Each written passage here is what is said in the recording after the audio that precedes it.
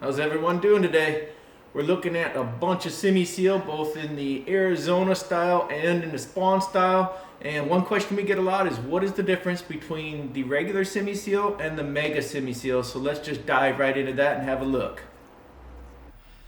All right, so here we got some Simis. Let's go ahead and dive right into the regular Simi Seal, Arizona Simi Seal.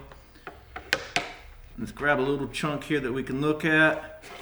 All right, so here we have regular Simi, and the fibers in the regular Simi Seal are going to be 1/2 inch to 3/4 of an inch.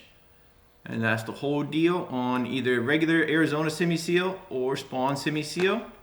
And then when we look at the Mega Simi Seal, and again in either Arizona or spawn, what we'll have are fibers that are from 3/4 inch all the way up to 1.5 inches, when the majority of them are going to be right at 1.25 inch. And that is the entire difference between your regular Simi Seal and your Mega Simi Seal.